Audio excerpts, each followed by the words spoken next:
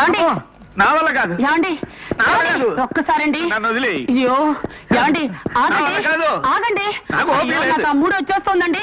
Please ఒక్కసారండి. మూడు రావడానికి వేరే పని లేదుటే. నేను ఆగలేకపోతున్నానండి. నువ్వేనా చెప్పరా ప్లీజ్. చెప్పినా దేవుడు చెప్పినా ఏం లాభం లేదు. అయ్యో నాకు మూడు వచ్చేస్తుందండి. అయ్యో అయ్యో అయ్యో అయ్యో అయ్యో ఏమండి ఏమండి ఏమండి నాకు ఓపిక లేదు. అయ్యో ఒక్కసారండి. ఏమిటి అసహ్యంగా? అసహ్యం ఉంది రోజు ఉండేదేగా. నాకు మూడు వచ్చేసింది. ఆయన ఓపిక లేదంటున్నారు. నువ్వేనా చెప్పవే? నువ్వేనా చెప్పవే? మీరేం కంగారు పడకండి. అమ్మగారు పుస్తకాలు రాసే రచయిత్రండి. అమ్మగారికి మూడు వచ్చేసినప్పుడు నోటితో టపా టపా చెప్పుపోతుంటే అయ్యగారు చకా రాసేయాలండి. ఇంతకీ ఈయనెవరు? మన మేడ మీద గదిలో అద్దెకి దిగుతున్నారు. అడ్వాన్స్ కూడా ఇచ్చారు. చూసే ఒప్పుకున్నారా? దానికే ఉందండి, ఓపెన్ ఎయిర్ థియేటర్ లాగా వండర్ఫుల్ గా ఉంటాను. ఈవిడే మా అక్క నాగమణి. అదేం పరిచయం చేయడం? ఆంధ్రుల అభిమాన వాణి, నవతరం నవల రాణి. ఇంకా ఏ నవల అవలేదు వాణి. ఇక నా పరిచయం. నా పేరు subedar Subbailingam the great, military returned. మిలిటరీలో తమరు ఏం చేసేవారు? వంట పని అని తేలిగ్గా తీసిపారేకు. మిలిటరీలో తుపాకీ పుచ్చుకుని యుద్ధం చేసేవాడే కాదు, గరిటె పుచ్చుకుని వంట చేసేవాడు కూడా వీరుడి కింద లెక్క. అంటే సిప్పుల్లో బాత్రూములు దుడిసేవాడు కూడా మన ఊరు వచ్చినప్పుడు పార్న రిటర్న్ అని చెప్తాడు కదండి. అలాగా. నార్మల్ నువ్వు వెళ్ళి కాఫీలు ఏర్పాటు చేయి. అన్నట్టు అడగటం మర్చిపోయాను, మీ పేరేమిటి? బావండి. బావా ఎవరికి? పిలిచే వాళ్ళందరికీ. అదేమిటండి? ఇప్పుడు నా అసలు పేరు బాదరబంది వరప్రసాద్ అండి. ఇంటి పేరులోని బా తీసుకొచ్చి ఇక్కడ పెట్టావా? పేరులోంచి వా తీసుకొచ్చి ఇక్కడ పెట్టి రెండింటికి కనెక్షన్ ఇచ్చేసి అందరికి భావన అయిపోయాను. భలే భలే, నువ్వు ఇచ్చిన కనెక్షన్ చాలా బాగుంది బావా. అదేం పిలిపే? నువ్వు వరప్రసాద్ అని పిలవచ్చుగా. ఆ పేరు కంటే బావే బాగుంది. మీరు కూడా ఇలాగే మీ పేరుని 2 అక్షరాల కింద కనెక్షన్ ఇచ్చుకోవచ్చుగా. ఆ కనెక్షన్ నేను ఇస్తాను ఉండాలమ్మా. అయ్యగారి పేరు సుబ్బయ్యలింగం కదా, సుబ్బయ్యలోంచి సూ తీసుకొచ్చి ఇక్కడ పెట్టానమ్మా. లింగంలోంచి నా పేరుకి అలాంటి కలెక్షన్స్ ఏమి కుదరవు, నువ్వు నోరు మూసుకో. ఏమైనా నీ పేరు చాలా చిక్కగా ఉందయ్యా. అదే ఉందండి, పిలిస్తే అది అలవాటైపోతుంది. అయితే మీరు ఇంట్లోకి ఎప్పుడు చేరతారు బావగారు? ఎప్పుడో ఏంటి, ఇంకో గంటలో చేరిపోతాను. వస్తానండి. బాబు కప్పు. ఓహో ఇదిగో. ఆకాశంలో బస్సు మబ్బులు, రైలు మబ్బులు కమ్ముకుంటున్నాయి. రాయండి. బస్సు మబ్బులు, రైలు మబ్బులు ఏమిటి నా పిన్నాకుడు? ఆకాశంలో కారు మబ్బులు కమ్ముకుంటున్నాయని రాయాలి. అందరి భాష నాకొద్దు. నా భాష వేరు, నా భావం వేరు, నా పదాలు వేరు, నా ప్రయోగాలు వేరు. అందరూ కారు మబ్బులు అంటారు. నేను వెరైటీగా బస్సు మబ్బులు, రైలు మబ్బులు అంటాను. రాయండి. చెప్పు. రైలు మబ్బుల వెనక నుంచి చంద్రుడు వంగి చూస్తున్నాడు. ఏమిటి? చంద్రుడు వంగి చూస్తున్నాడా? పాప నడుంగాని పట్టేసిందే. అబ్బా రాయండి. ఎడారిలో పడవ మీద ప్రయాణిస్తున్నా. ఎడారిలో పడవలు ఎక్కడ ఉంటాయా? అన్ని ఇసుక దిబ్బలేగా. అబ్బా చోలు మూసుకుని రాయండి. అంటే నోరు మూసుకోమనే? అవును రాయండి. పడవ మీద ప్రయాణిస్తున్నా కుమార్ రాజాకి ఆకలి వేసి కడుపులో కుక్కలు పరిగెడుతున్నాయి. ఇది మరీ చండాలంగా ఉంది. ఎవరికన్నా ఆకలిస్తే కడుపులో ఎలికలు పరిగెడుతున్నాయని రాయడం రివాజు. నాకు తెలుసు, కానీ నా కుమార్ రాజా కోటీశ్వరుడండి. అతని కడుపులో ఎలకలు పరిగెడుతున్నాయంటే చాలా చీప్గా ఉంటుంది. అందుకే కుక్కలు పరిగెడుతున్నాయి అన్నాను. రాయండి. అమ్మా పెంట చేయడం పూర్తయింది. మీకు సున్నం వడ్డించమంటారా? పెంట చేయటం పూర్తవటం ఎట్రా పింజారి వెధవా? నన్ను ఏం చేయమంటారండి? అందరూ వాడే మాటలు వాడొద్దని అమ్మగారు ఆర్డర్ వేశారు. అందుకే వంటను పెంట అన్నాను, అన్నాను సున్నం అన్నాను. మీకు దాహం వేస్తే చెప్పండి, మీకు మంచంలో సున్నం వడ్డించేస్తాను. ఏమిటి? నాకు దాహం వేస్తే మంచంలో సున్నం వడ్డిస్తాడా? నీ దిక్కుమాలిన భాషా ప్రయోగం వాడికి కూడా వచ్చేసింది. వాడు నా వారసుడండి. నీ దిక్కుమాలిన పాండిత్యానికి వారసుడు దొరికాడన్న ఆనందం తప్ప పెళ్ళయి ఇన్నేళ్లైనా మనకి ఓ వారసుడు కావాలన్న ఆలోచన లేదు నీకు? ఎందుకు లేదండి? నా మొదటి నవల అచ్చేదాకా నేను సంసార జీవితం చేయనని సరస్వతీదేవి మీద ఒట్టు పెట్టుకున్నానండి. నీ నవల అచ్చైన మరుక్షణం ఆ సరస్వతీదేవి చావడం ఖాయం. ఆవిడ్ని చంపిన పాపం నీకెందుకే? ఆ ఒట్టు తీసి గట్టును పెట్టేయకూడదు. ఒట్టు తీసి గట్టు మీద పెట్టడం అనేది పాత డైలాగు. కొత్త డైలాగ్ ఏమిటి? ఒట్టు తీసి VIP సూట్ కేసులో పెట్టు.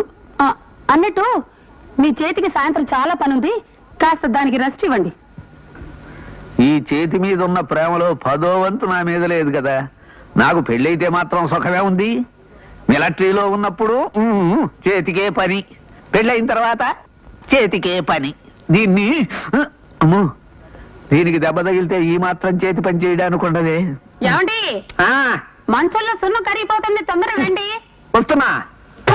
ఆ రోజు ఎస్పీ అమరేశ్వరరావు గారికి ఉమ్, మనసంతా కంగోళిగా ఉంది. ఉమ్, డ్యూటీ నుంచి రాగానే ఉమ్. బట్టలు ఇప్పేసి సోఫాలో కూర్చున్నాడు. బట్టలు ఇప్పేసి సోఫాలో కూర్చున్నాడా? ఆయనకి ఏమన్నా మెంటరా? మంచి పాయింట్. నా నిజాయితీకి ఉమ్, ఈ దేశం ఏమిచ్చింది అంటూ ఉమ్. అతను మనసు కన్నీరు కార్చింది. దానికి సమాధానం చెప్పుకోలేక బనీన్తో గుండె తుడుచుకున్నాడు. అక్క ఈ టీవీ చూసావా? ఆహాహా, ఇల్లును చూసి ఇల్లాలని చూడాలన్నది పాత డైలాగ్. దూరదర్శన్ చూసి ధర్మపత్ని చూడాలనేది నా డైలాగ్. ఎలా ఉంది? ఏడ్చినట్టుంది. ఇంట్లో భోషాణం లాంటి కలర్ టీవీ ఉంటే మళ్ళీ ఈ తద్దినాన్ని ఎందుకు తీసుకొచ్చావు? ఇదేం పెద్ద కాస్ట్లీ కాదులేండి, నేను ఖరీదు 3000. 3000 అంటే ఉత్తినే మలిచి నీ మూతి మీద మేసం అనుకున్నావరా? డబ్బులు కాదు, దొడ్లో చెట్లకు కాస్తున్నాయా? ఏమైనా నీకు దుబరా ఎక్కువైంది? ఆ మాట అనొద్దన్నాను. పెద్దవాళ్ళందరికీ దన్నాలు, చిన్నపిల్లలకి దీవెనలు.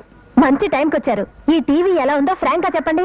దానికే ఉందండి, అద్భుతం. కొన్న వాళ్ళ టేస్ట్ అద్భుతం. టేస్ట్ సరే, దానికి కాస్ట్ కూడా గోబదిరిపోతోంది. కూర్చో, ఏమిటి విశేషాలు? పెద్దగా విశేషాలు ఏమీ లేవు గాని అన్నయ్య గారు, మీరు మిలిటరీలో పనిచేశారని తెలిసినప్పటి నుంచి మిమ్మల్ని ఒక్క క్వశ్చన్ అడగాలని చెప్పి నా మనసు ఊబిళ్ళు ఓడిపోతుందండి. అడుగు. మనిషికి ఎన్ని కాళ్ళు ఉంటాయి?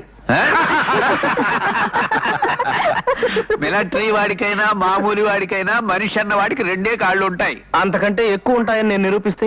ఎలా నిరూపిస్తారండి? ఆయన పందెం కట్టమనండి, నిరూపిస్తాను. సరే, నాది 10 రూపాయలు పందెం. నా పందెం 10 రూపాయలు. నా పందెం 10 నా రూపాయలు. పందెం 10 రూపాయలు. అమ్మో, 40 రూపాయలే. కాదు, పందెం కాసి పారిపోదాం అనుకుంటున్నావా? పందెమే. దా. సర్లేండి, మనమంతా సంసారపక్షమైన మనుషులు కదండి వదిన గారు.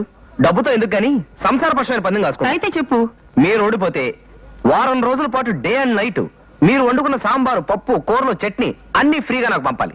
నేను ఓడిపోయినా డిటో. మా బావ ఒప్పుకున్నట్టే గాని ముందు మీరు ఆ కాళ్ళ విషయం నిరూపించండి. ఉలయా, ఇలా రావయ్యా. ఇవెన్ని కాళ్ళు? 2. అలాగే కూర్చో.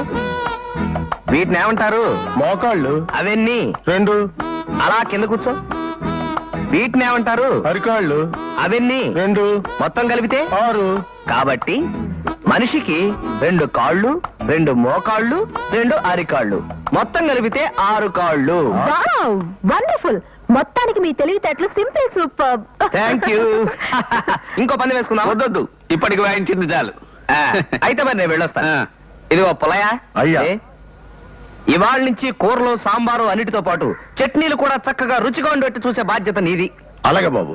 పోయినారు, తప్పుకోండి. సెలవు. సాంబార్కి కూరలకి మన దగ్గర టెండర్ పెట్టేసినట్టే అన్నానికి కూడా ఎక్కడో టెండర్ పెట్టేసి ఉంటాడు. అందులో అనుమానం లేదు. అయ్యో, ఇక నేను తట్టుకోలేనురా, నా వల్ల కాదు. పోనీ నెమ్మదిగా లాగుతానులేండి. నీ బొంద నా చేయి గురించి కాదు, మీ అమ్మగారు నవల రాయడం గురించి. నా ఆరోగ్యం క్షీణించింది, దృష్టి కూడా మందగిస్తోందిరా. రేపు పుల్లయ్యా, నువ్వు నా కంటికి ఒంగోలు గిత్తలా కనిపిస్తున్నావు. చిత్తం, నా పరిస్థితి కూడా అలాగే ఉందండి. తమరు కూడా నా కంటికి అమలాపురం ఆవులాగా కనిపిస్తున్నా.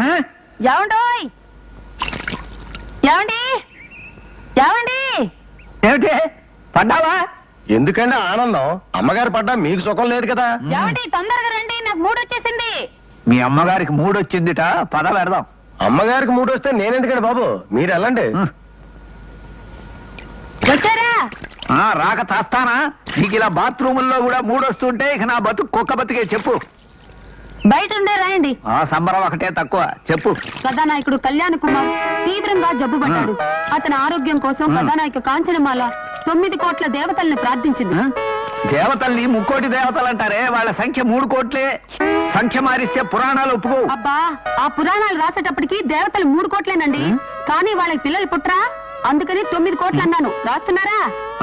గోడకి దాపెట్టి మరీ రాస్తున్నాను. చెప్పు. అన్నట్టు నేను చీర తెచ్చుకోవడం మర్చిపోయాను. గదిలోకి వెళ్ళి చీర తీసుకురండి. రాశాను. రాయడం కాదండి, నేను చీర మర్చిపోయి వచ్చాను. ఒంటి మీద తువ్వాలి తప్ప మరేం లేదు. వెళ్ళి చీర తీసుకురండి. అలాగే. Coffee sir. కాఫీ ఇచ్చేది ఇక్కడ. మరి మీరు ఇక్కడే ఉన్నారు కదండి.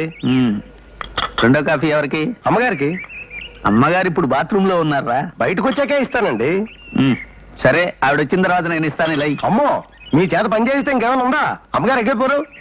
అది కాదురా వెధవా, ఇప్పుడు ఆవిడ ఒంటి మీద తువ్వాలి తప్ప ఏమీ లేదురా. ఒంటి మీద తువ్వాలంటే నోటితో కాఫీ తాగడానికి ఏమండి? దిక్కుమాలిన లాజికల్ చెప్పామంటే చెప్పు కొడతాను రాసుకెళ్ళి వెళ్ళా అందుకు సభ ఏమండి చీర తీసుకొచ్చారా? చేతులు గాడి లేవు.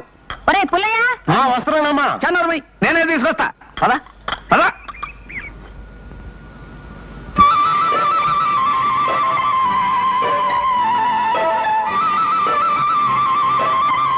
ఏంటి బావా ఏం చేస్తున్నావు?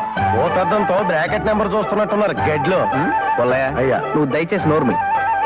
సూర్యరశ్మి కాంతితో ఈ పీచు వెలిగించడానికి ట్రై చేస్తున్నాను. వెలిగించి ఏం చేస్తా? పొయ్యి వెలిగిస్తాను. పొయ్యి వెలిగించడానికి ఈ తత్తంగా అంతా ఎందుకయ్యా? అగ్గిపెట్టి కొనుక్కుంటే పోలా? అగ్గిపెట్టె నా దగ్గర ఉందండి. మరుంటే ఈ ఎండలో చెమటలు కక్కుంటూ ఈ పీగులాట పంచాంగం అంతా దేనికి? పొదుపండి, పొదుపు. ఈ పెట్టెలో ఎన్ని పొలాలు ఉంటాయి? అది 50 ఉంటాయి నాకు తెలుసు. రోజుకి ఎన్నిసార్లు పొయ్యి వెలిగిస్తాం మనం? 2. ఆ విధంగా వాడితే ఈ పెట్టె 25 రోజులు మాత్రమే వస్తుంది. అలా కాకుండా పగలపూట సూర్యరశ్మితో గనక పొయ్యి వెలిగించినట్టయితే రాత్రిపూట కేవలం ఒక్క పుల్లే ఉపయోగిస్తాం. తద్వారా ఈ పెట్టె 50 రోజులు వస్తుంది. పొదుపండి బాబు, పొదుపు.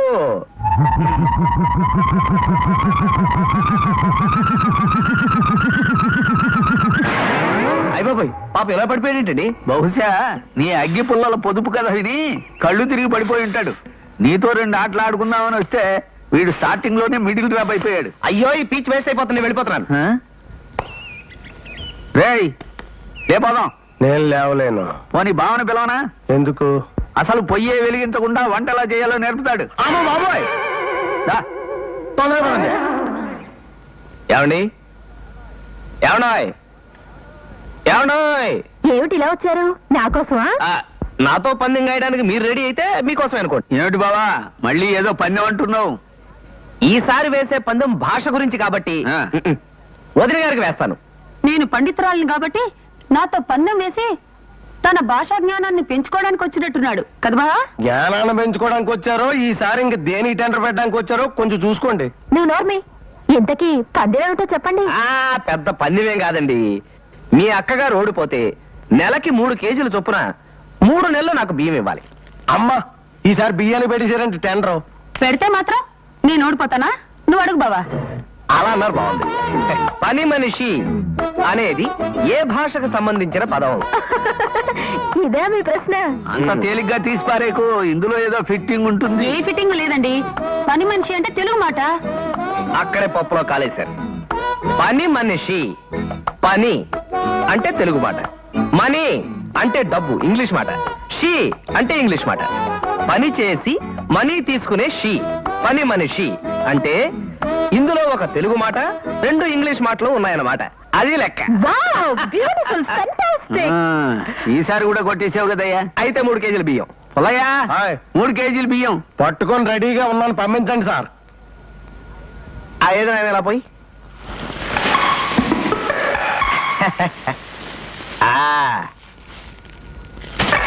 బేడీలు కొనుక్కో. చూసారా అమ్మగారి తెలివితేటల మీద అతగాడికి ఎంత నమ్మకం లేకపోతే సంచితో పాటు తయారైపోతాడు. బావ చూడటానికి దొంగ కోళ్ళలో ఉన్నా తెలివితేటలు ఘనంగానే ఉన్నాయి. పొరబాటున పాలిటిక్స్ లో చేరితే ప్రైమ్ మినిస్టర్ అయిపోతాడు. బిజినెస్ లైన్ లో గెడితే బిర్లాలని మించిపోతాడు, అనుమానం లేదు. మా ఇంట్లో అద్దెకుండి మా పిల్లతో, అది పెళ్లి కావాల్సిన ఆడపిల్లతో పాటలు పంచాలు పాడటానికి నీకు ఎన్ని గుండెలని అడుగుతున్నాను. మీరు ఊరికే ఆవేశపడకండి. అసలు ఏం జరిగిందంటే నాకు అనవసరం, నువ్వేం చెప్పక్కర్లేదు. తక్షణమే మా ఇల్లు ఖాళీ చేసి వెళ్ళిపో. ఏమండి, పసి హృదయాలతో ఆడుకోకండి. ఐడియా. పసి హృదయాలు టైటిల్ ఎలా ఉందండి? చాలా బ్రహ్మాండంగా ఉందండి. థ్యాంక్స్ బావా. నార్మల్, ఇంకో మాట మాట్లాడావో నీ పెన్నుతోనే నిన్ను మర్డర్ చేసేయగలను. ఏమయ్యా మాట్లాడవే? ఏదో బుద్ధిమంతుడు అని అద్దె తగ్గించిస్తే ఇదే నువ్వు చేసే నిర్వాకం. అరిసెల పెనంలో మొఖం అలా పెట్టుకుని నిలబడతావేంటి? నువ్వు చెప్పదలుచుకుంది ఏమన్నట్టు చెప్పు. చెప్పు.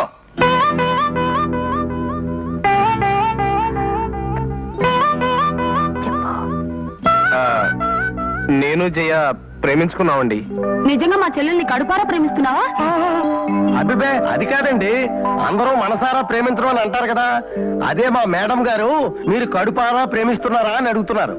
అలా గనకైతే కడుపారా, మనసారా, వీపారా కూడా ప్రేమిస్తున్నానండి. ఇప్పుడు మీరు కాదంటే చెప్పండి, ఈ క్షణం నుంచే మానేస్తా. ఎంతవరకు వచ్చిన తర్వాత మానేయడానికి ఏమన్నా మున్సిపాలిటీ ఉద్యోగం అనుకున్నావా? అవును బావా, ఆడపిల్ల అగ్గిపుల్ల ఒకలాంటి వాళ్లే. అగ్గిపుల్ల ఒకసారి వెలుగుతుంది, ఆడపిల్ల ఒకసారి ప్రేమిస్తుంది. మా చెల్లెల్ని ప్రేమించడం వరకేనా పెడాకులు కూడా చేసుకుంటావా? పెడాకులంటే మీ ఉద్దేశంలో పెళ్ళనేగా? అవునయ్యా, మీ ఇద్దరికి పెళ్లి చేయటం మాకు కూడా ఆనందమే. నేను కూడా రెడీ సార్. మరి మీ పెద్దవాళ్ళ మాట? పెద్దవాళ్ళంటే నాకు మా అమ్మ తప్ప ఎవరూ లేరండి. మా అమ్మకు కూడా నేను ఈ విషయం చెప్పారంటే మీ అమ్మాయిని మా అబ్బాయికి చేసుకుంటానని మాట ఇచ్చాను. మాట అంటే మాటే. ఈ మాట ఏడాది క్రితమే ఇచ్చారు, ఇంతవరకు తాంబూలాలు తీసుకోలేదు. మా అమ్మాయి ఒకవేళ నచ్చలేదేమో. మీకు అటువంటి అనుమానాలు ఏం అక్కర్లేదు. మా అబ్బాయి ఇంతవరకు ఏ విషయంలోనూ నా మాట కొట్టేయలేదు. ఈ విషయంలోనూ అంతే.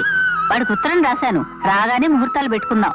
అరుగో అబ్బాయి మాటల్లోనే వచ్చారు. 100 ఏళ్ళ ఆయుష్. వచ్చావా బాబు? నీకోసం ఎదురు చూస్తున్నాను. ఉత్తరంలో రాశానే వెంకటాద్రి గారని, ఈయనే. నమస్కారం బాబు, మీ పెళ్లి విషయం మాట్లాడటానికి వచ్చాం. అమ్మా నువ్వు ఒకసారి లోపల రా. ఇప్పుడే వస్తాను, ఉండండి. ఏమ్మా, నా అభిప్రాయం తెలుసుకోకుండా ఈ పెళ్లి చూపులు ఎందుకు ఏర్పాటు చేసావు? నీ అభిప్రాయం చెప్పమనే కదరా ఉత్తరం మీద ఉత్తరం రాశాను. ఒకదానికన్నా సమాధానం ఇచ్చావా? నా మాట కాదనవు కదా అనే నమ్మకంతో వాళ్ళకి మాట ఇచ్చాను.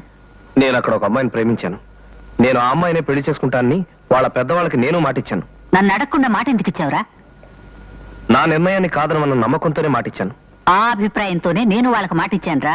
ఇచ్చిన మాట తప్పడం మన వంశంలోనే లేదు. అందుకని పెళ్లికి ముహూర్తాలు కూడా పెట్టించేసి నిన్ను తీసుకెళ్దామని వచ్చాను. అంటే నాకు ఇష్టం లేకపోయినా నువ్వు ఆ అమ్మాయినే చేసుకుంటావా? నేను ప్రేమించిన అమ్మాయిని చూస్తే నువ్వు ఇష్టపడతావమ్మా? నేనేం చూడక్కర్లేదు, పోరా. ఇంతవరకు నీకు సంబంధించింది ఏదైనా నిర్ణయించడం నా వంతు, ఆచరించడం నీ వంతు అయింది. కానీ ఇది పెళ్లి విషయం ఈ కదమ్మా. విషయంలోనూ అంతేరా. నేను చెప్పినట్టు నువ్వు వినాల్సిందే.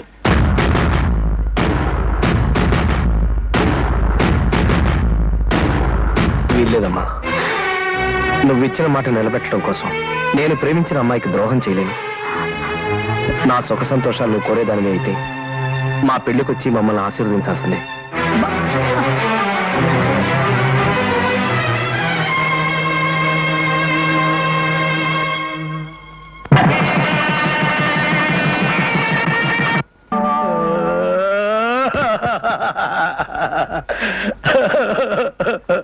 ఇంట్లో ఖర్చు ఎక్కువైపోతుంది, పొల్లైని ఎలా పంపించేయాలా అనుకుంటున్నాను. వాడే ప్రయాణం కట్టేసి మన బరువు తెచ్చేశాడు. బాధపడకు పొల్లయ్య, వెళ్ళడం గురించి అంత బాధపడడం ఎందుకు? ఇవాళ రేపో అందరం వెళ్ళవలసిన వాళ్ళమే కదా. చూడు, ఈ పావలా ఉంచుకుని గూడూరు స్టేషన్ లో గుడ్డాడు ఉంటాడు, వాడి దగ్గర ఉప్పు శనగలు కొనుక్కు తిను. నేను బాధపడుతున్నది నా గురించి కాదండి, నాగమణి అమ్మగారు అయ్యగారు కంచికి వెళ్తున్నారు కదా, అందు గురించి. నువ్వు వెళ్ళలేదా? కంచిక ఇప్పుడెందుకో? ఇప్పుడెందుకు కాబట్టి వెళ్ళే. పుణ్యమైన వస్తుంది, తీర్థయాత్రకు వెళ్తున్నారట నెలపాటు. వెళ్ళే. కంచికెళ్ళేది తీర్థయాత్రల కోసం కాదు, అక్కడ కథలు దొరుకుతాయి కదా. కథలా? కంచిలో పట్టు చీరలు కదా దొరుకుతాయి. అది కాదయ్యా, మన చిన్నప్పుడు పెద్దవాళ్ళు కథ చెబుతూ ఆఖరణ కథ కంచికి మనం ఇంటికి అని చెప్పేవాళ్ళు కదా. అలా చేరిన కథలన్నీ కంచిలోనే ఉంటాయి కదా. ఈ లెక్కన మీకు నెల రోజులు సరిపోవు. సంవత్సరం ఉండైనా సరే మంచి కథతో తిరిగి రావాలి వదిన గారు. ఇదంతా మీ మీద అభిమానంతో కాదమ్మా, పూటకు 2 భోజనాలు మిగులుతాయని. ఆ విషయం తెలుసు కదా, నువ్వు నోర్మి. జయ, ఇల్లు జాగ్రత్త. వంట వార్పుకి పుల్లయ్య ఉన్నాడుగా, 2 కథలు దొరకగానే వచ్చేస్తాం. వస్తామయ్యా మరిది. వచ్చేటప్పుడు మంచి శుభవార్త రావాలండి. సర్లే, కొత్తగా పెళ్ళైంది మీకు మాకు కాదు. అయినా వాళ్ళకి మీకు పెద్ద తేడా ఏముందండి. నువ్వు నోరు మూసుకుని సామాను బయటికి తీసుకెళ్ళు. పద. పెళ్లికి మీ అమ్మగారు వస్తారు అని చెప్పారే గాని ఆవిడ ఇంతవరకు రానేలేదు. ఎవరో మీ అమ్మగారండి. పోనీ మనమైనా వెళ్ళి చూద్దాము అంటే మీరు అదిగో ఇదిగో అంటారే తప్ప కదలనే లేదు. పాపం ఆవిడ ఎంత బాధపడుతుందో. ఎవరో మీ అమ్మగారండి. పోనీ మన పెళ్లి కంటే ఆవిడ ఏదో పట్టుదల కొద్దీ రాలేదు. ఆ తర్వాత అయినా మీరు ఉత్తర ముక్క రాయడమో స్వయంగా వెళ్ళడమో చేస్తే ఆవిడ సంతోషిస్తుంది కదా. ఎవరో మీ అమ్మగారండి. ఎన్నిసార్లు చెప్పినా ఎవరు ఎవరు ఎవరు ఎవరు అంటారు. నీకేమైనా చెవుడా? అయ్యో, నా చెముడు సంగతి దేవుడు ఎరుగు. నువ్వు మాత్రం దుబారా చేసేస్తున్నావు. ఇప్పుడు నేనేం దుబారా చేశాను? 3 పూట్ల సరిపడే పెరుగును ఒక్కసారి పోసేసావు. వేస్తే ఏంటంట, ఇంకొంచెం అన్నం కలుపుకుంటా సరే. మళ్ళీ అదో దండగా వద్దు, ఇలాగే తాగేస్తాను. చూడు, మా అమ్మ సంగతి నీకు పూర్తిగా తెలియదు. పట్టుదలలో ఆవిడ పల్నాటి నాగమ్మ. 1 సంవత్సరం పాటు వేరే పని లేకుండా ఒక 12 బిడ్డను కన్నామంటే ఆవిడే మనసు మార్చుకుని మన దగ్గరికి వచ్చేస్తుంది. అయ్యో, వేస్ట్ అయిపోతుంది. నాగమణి, నీకు 2 ఉత్తరాలు వచ్చినాయి. ఆ ఉత్తరాల సంగతి అలా ఉంచండి. నేను రాయబోయే కొత్త నవలకి పేరు తట్టేసింది. ఏం పేరో తెలుసా? అప్పారావుకి ఆకలేసింది. ఎలా ఉందంటారు? అప్పారావుకి ఆకలేసింది, ధర్మారావుకి దాహం వేసింది, కాంచనమాలకు కడుపు వచ్చింది, నీకు నాకు శోభనమైంది. లాభం లేదు. ఏమిటి, నవలల్లో కూడా రాయవా? కళ్ళలో కూడా ఒప్పుకోను. నా కర్మ. సరే, ఓ ఎడిటర్ గారు నీకో విజ్ఞాపన పత్రం రాసుకున్నాడు. ఏం రాశాడు? నీ నవల్స్ కొన్ని చదివి ఆ పత్రికలో పనిచేసే సబ్ ఎడిటర్స్ పిచ్చాసుపత్రిలో జాయిన్ అయ్యారట. ఇక మీదట నువ్వు నవల్స్ రాయకుండా ఉండటానికి ఎంత కావాలో చెబితే అతను చందాలు పోగు చేసైనా నీకు పంపిస్తానని రాశాడు. పందులకేం తెలుసు పాండ్స్ పౌడర్ వాసన అని. ఈ నాగమణి నవల్స్ విలువ ఆ ఎడిటర్లకేం తెలుసండి. ఎప్పటికైనా నేను శంకర మఠం అవార్డు కొట్టాలి. అప్పుడు శంకర మఠం అవార్డు కాదే, జ్ఞానపీఠ అవార్డు. ఏదో ఒక పీఠం గాని మా చెల్లెలు ఏం రాసింది? అదే మీ చెల్లెలు కొడుకు ఆ శ్రీధరంగాడికి అన్ని తండ్రి పిసినారి బుద్ధులే వచ్చాయి తప్ప ఆవిడ బుద్ధులేం రాలేదుట. చాలా బాధపడుతూ రాసింది. వెళ్ళొస్తా. అలాగే నీకు వెళ్ళొస్తా. అలాగే నేను వెళ్ళొస్తా. అలాగే అన్నానుగా. నీకు అసలు మేనర్స్ ఉందా? చిన్న పిల్లవాణ్ణి చూడగానే ముద్దొస్తాను, మాట్లాడితే ఇంకా ముద్దొస్తాను కదా. మరి ఇప్పుడు నేను అన్నదానికి నాకు మేనస్ లేకపోవడానికి సంబంధం ఏంటి? ఆ పాయింట్కే వస్తున్నా. పిలవగానే వచ్చాను కదా, నా గుట్టెడు చాక్లెట్లు కానీ జేబు నిండా బిస్కెట్లు కానీ ఇవ్వాలని తెలీదా? మా బావకు ఒకటి తెలుసు కనుకనా ఇది తెలియడానికి. ఇందా వేరుశన పప్పులు తీసుకో. వద్దండి. పర్వాలేదు తీసుకోమ్మా. వద్దండి. రేయ్, తీసుకోమంటే తీసుకోవచ్చు కదా, తీసుకో. వద్దు. తీసుకోరా. పాపం మొహమాట ఎక్కువలా ఉంది. బావా ఎండలో పెట్టొస్తాను. ఎరా, ఆవిడ అంత బతిమాల తీసుకుని వాడివి, ఆవిడ ఇస్తే మాత్రం ఎలా తీసుకున్నావురా? నా చేయి చిన్నది కదా, నేను తీసుకుంటే తక్కువ వస్తాయి. ఆవిడ చేయి పెద్దది కదా, ఆవిడిస్తే ఎక్కువ వస్తాయి. అందుకని వస్తా. అమ్మ నా స్టాంపు. వీడితో కొంచెం జాగ్రత్తగా ఉండాలి.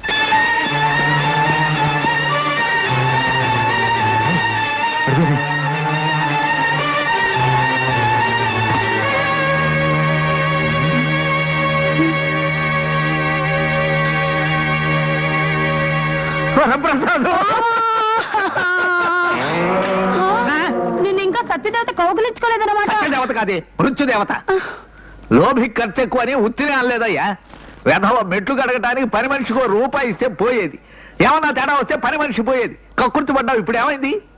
అది డిస్కస్ చేయడానికేనా ఆ ఊరు నుంచి ఈ ఊరు దాకా వచ్చారు? అంత కోపం ఎందుకయ్యా? పోయే ముందు మాత్రం కోపం ఉంటుందిలే సార్. ఇదిగో అప్పారావు, నువ్వు తాగినంత దిగదాకా ఆవేశపడకయ్యా. ఆవేశపడితే అరగంట ఐక్షణం అయిపోతుంది. ఆవేశపడకు. తాగటం అంటే జ్ఞాపకానికి వచ్చిందండి. ఒరే, సార తాగితే సత్తావరా సత్తావని మా చెడ్డ సలాలు ఇచ్చేవారండి. మీరు సార తాగరండి. ఎవరన్నా ఉత్తిగిన ఇచ్చే తప్ప కాపీ కూడా తాగరండి. మరి ఇప్పుడు అర్ధాంతరంగా సత్తరది ఎవరండి? ఈరా నేనా?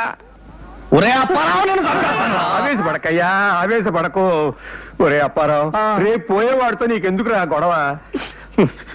చూడాయన, రేపు నువ్వు కీర్తి స్టేషన్ అయ్యాక కమిషనర్ అమ్మ గారు వచ్చి నీకు శ్రద్ధాంజలి కట్టిస్తారట. చెప్పమన్నారు. నేను వెళ్తున్నా. మళ్ళా కనపడతారో లేదో వెళ్ళొస్తాను సార్. సరే, తర్వాత అవసరాలకి డబ్బు ఏర్పాట్లు ఏమన్నా జరుగుతున్నాయా? జరుగుతున్నాయి. జరుగుతున్నాయి అని అంత తాపిగా చెబుతావేమయ్యా? ఇక నువ్వు చావటానికి బతకటానికి మధ్య 14 గంటలు మాత్రమే ఉంది. అమ్మో, ఇంకొక అరగంట వేస్ట్ అవుతుంది. బజార్కి వెళ్ళి యాపిల్ పళ్ళు ద్రాక్ష పళ్ళు తీసుకురారా. అలాగే. ఏమిటి, మీకు పళ్ళు కావాలా? అవును. పక్కనే సాగండి.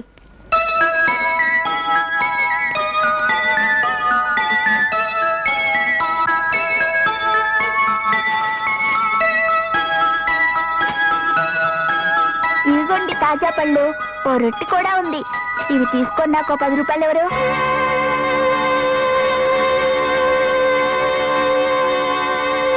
ఎరా, నీకు అసలు బుద్ధుందా? నేను తింటానికి తీసుకొచ్చిన పళ్ళు డబ్బులు కమ్మేస్తావా? ఏ, ఈ పళ్ళు తింటే మాత్రం నువ్వు బతికిపోతావా? రేపు ఎలాగపోయేవాడువేగా. ఏయ్, నిన్ను దొరకరా? దొరకు. ఆగు, ఆగు చెప్తాను. ఏమిటి మిస్టర్ ఇది? నువ్వు పరుగులు తీయడానికి హాస్పిటల్ అనుకున్నావా, మున్సిపల్ స్టేడియం అనుకున్నావా? సారీ సార్, మా వాడు ఏదో అలర్ట్ చేస్తుంటేను. అయితే మాత్రం నువ్వు పీటీ ఉషలో పరుగులు తీయాలా? అసలే నీకున్నది 24 గంటల టైము. అందులో 12 గంటలు ఆల్రెడీ ఖర్చు అయిపోయింది. ఇలా పరుగులు తీస్తుంటే ఆన్ ది స్పాట్ నువ్వు చచ్చిపోతావు. అది నీకు లాసు, ఫీజు పరంగా నాకు లాసు. Mind it.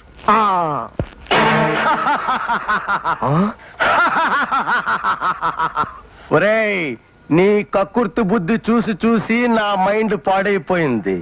ఇప్పుడు నీ కక్కుర్తి బుద్ధితో డాక్టర్ బుర్ర పాడు చేసి పిచ్చెక్కించకు. ఎలాగూ పోతున్నావు, పోయేవాడు కాటికి పో. ఏయ్, అబ్బో నిన్ను- బాబోయ్. ఆగరా.